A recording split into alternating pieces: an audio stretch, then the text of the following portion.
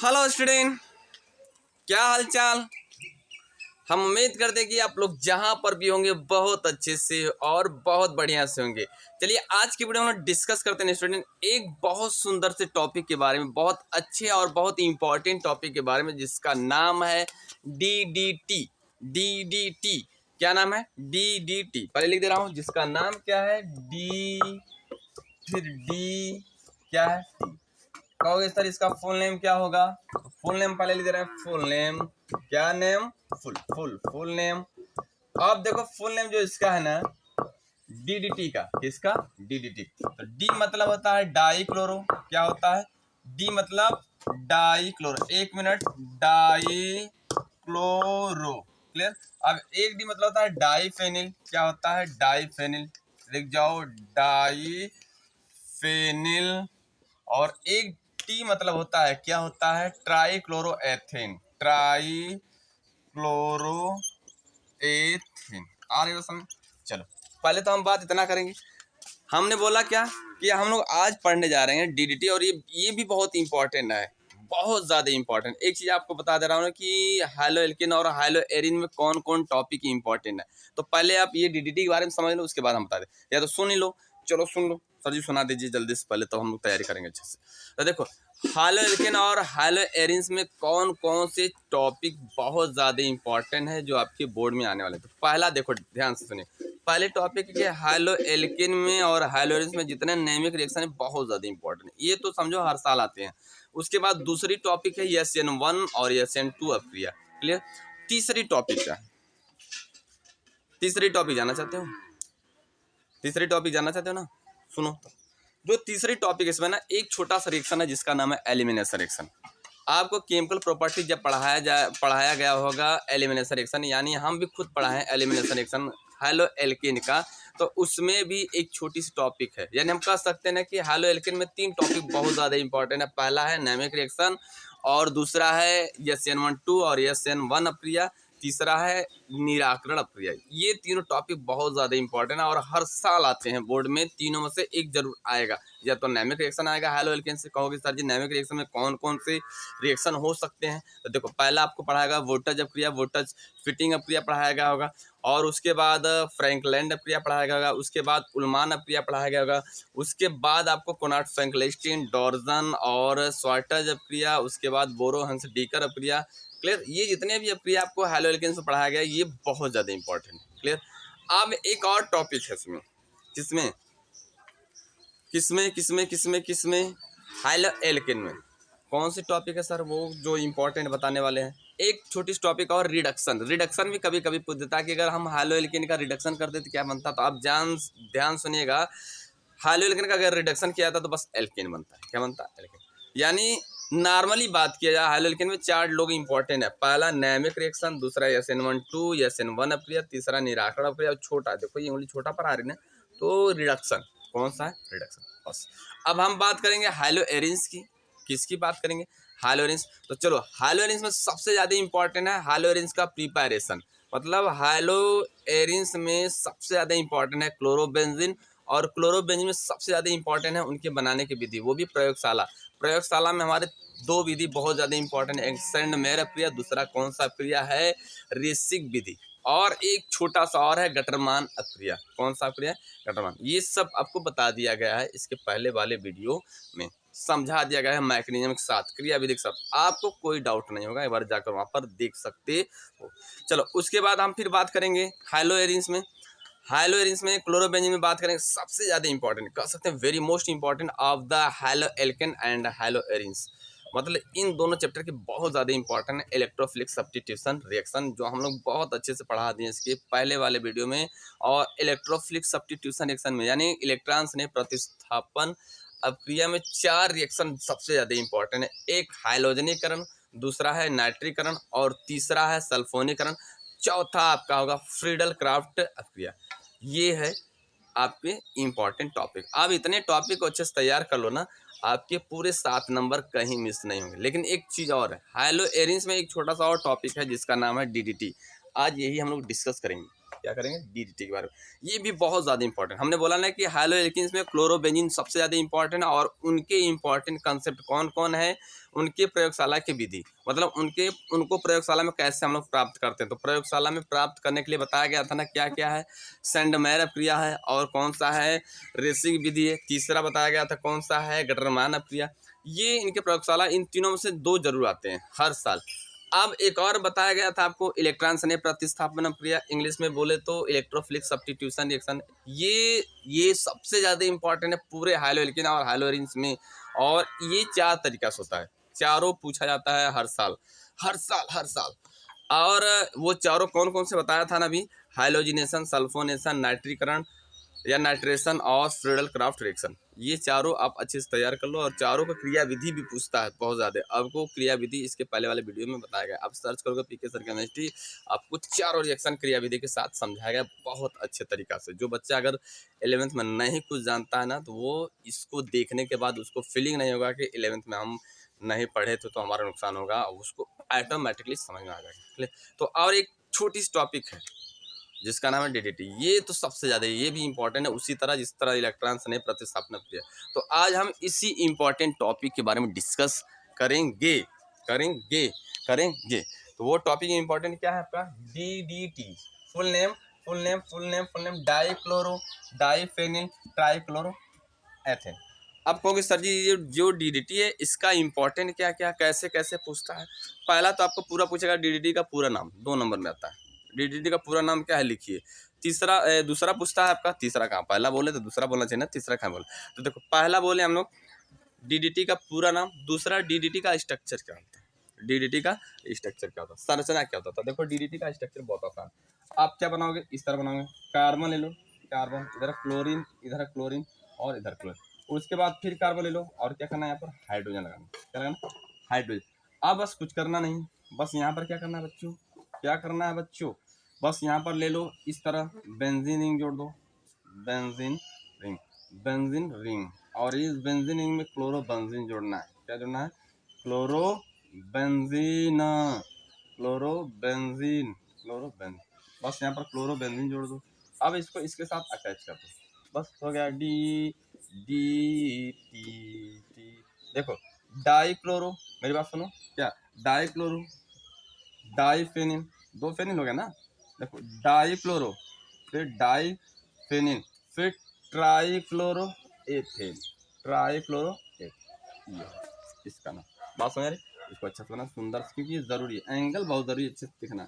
आप bond, 1 minute कहाँ आ जा रही हो, बॉन्ड को एंगल अच्छे से कर दो बाबू, अच्छे से एंगल करोगे तो कहोगे सर जी छोटा सा बना कर दिखा दीजिए जो आसान लगे। तो इसको आप इस तरह भी बना सकते हो, कैसे बना सकते हो, CCl3 सी, अरे बस समझ, फिर H, फिर आप कुछ मत करो, यहाँ पर ले लो TH, फिर TH और Cl। आप इसको इस तरह भी बना सकते हो, ये भी है डाइक्लोरो। देखो डाइक्लोरो डाइफेनिल ट्राइक्लोरो, मतलब ट्राइक्लोरो एथेन, ये डीडीटी का स्ट्रक्चर। तो दोनों समझ आए। तो आज हम लोग केवल डीडीटी के बारे में पढ़ेंगे, इनके बनाने की विधि और इनके स्ट्रक्चर और नेम, फुल नेम सीख चुके हैं, यानी फुल नेम सीख चुके हैं डीडीटी का, और इनके क्या सीख चुके हैं, स्ट्रक्चर सीख चुके हैं। अब उसके बाद हम लोग सीखेंगे क्या, इनके क्या सीखेंगे, बनाने की विधि और उपयोग बहुत ज़्यादा नहीं, एक आता है, वो भी कीटनाशक के रूप में इसका उपयोग किया जाता था। अब चलो इसका स्क्रीनशॉट लो।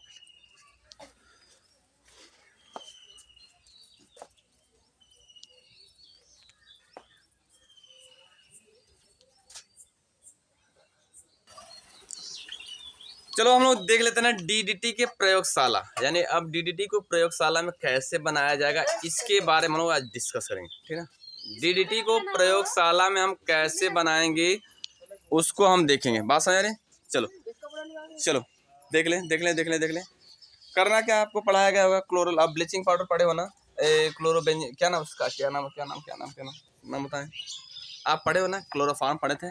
तो एक आपको छोटा टॉपिक मिला होगा क्लोरल, देखो यानी डीडीटी कैसे बनाया था, नॉर्मली सीख लो। आप क्लोरल ले लोगे, क्लोरल का सूत्र क्या होता है, देखो सी, ये क्लोरल का सूत्र है, लिख दे रहा हूँ आपको याद कर लेना, CHO, इसका सूत्र है क्लोरल, ये किसका सूत्र है? क्लोरल। इसका और नाम है क्या?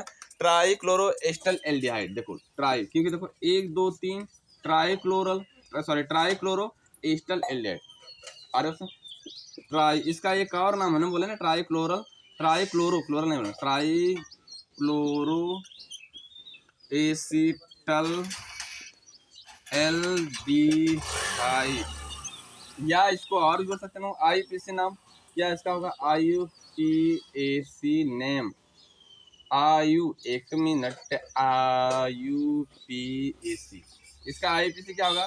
Try chloro एथिनल, try chloro ethanal,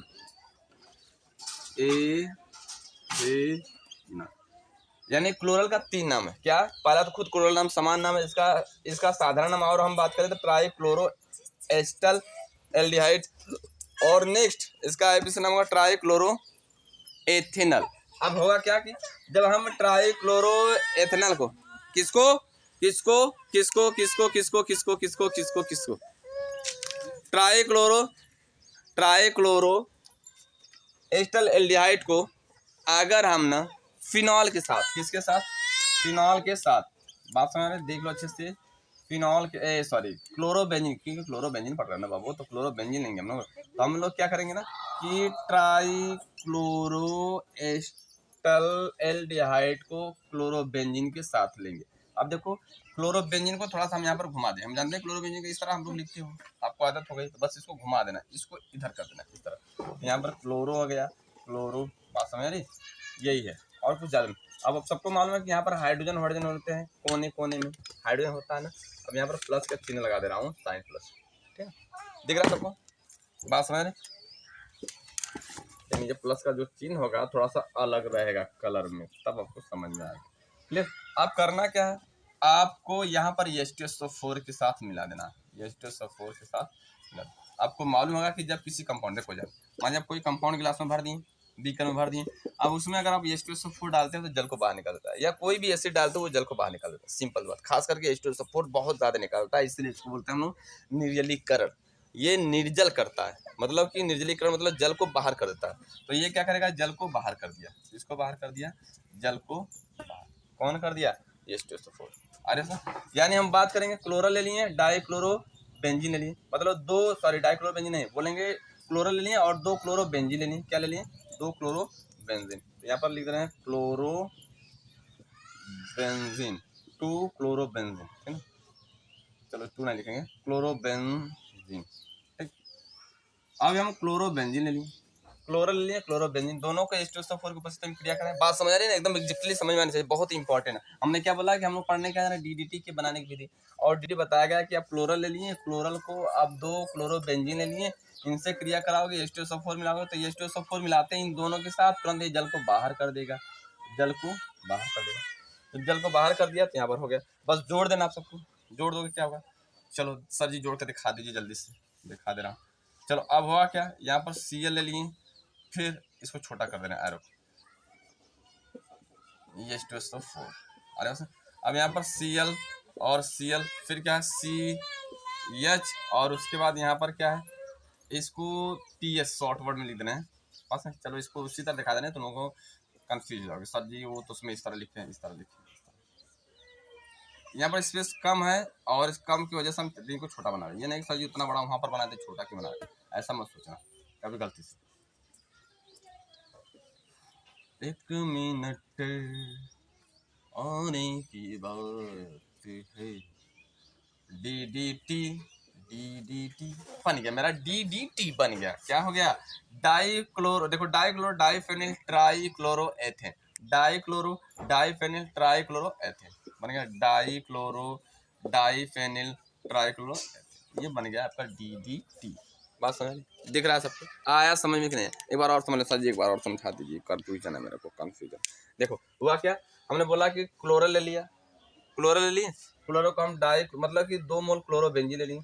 आप 2 मोल क्लोरोबेंजीन लेंगे, उसमें H2SO4 मिलाएंगे, तो हम जानते हैं कि यहाँ पर क्लोरीन और सभी कोने पर हाइड्रोजन है, तो होगा क्या, यहाँ से ऑक्सीजन निकल जाएगा और सब एक कोना से हाइड्रोजन निकल गया, दोनों H2O के रूप में बाहर हो गया। बस ये कोना से हाइड्रोजन निकाले, तो इसी को हम इसके साथ जोड़ देंगे, इसको इसके साथ जोड़ेंगे, जोड़ दिए तो देखो यही बना है, यही बना है। इसी का नाम क्या है, dichloro diphenyl trichloro ethane, short word में DDT। अब इसका आप स्क्रीनशॉट लो, पहले बात करेंगे।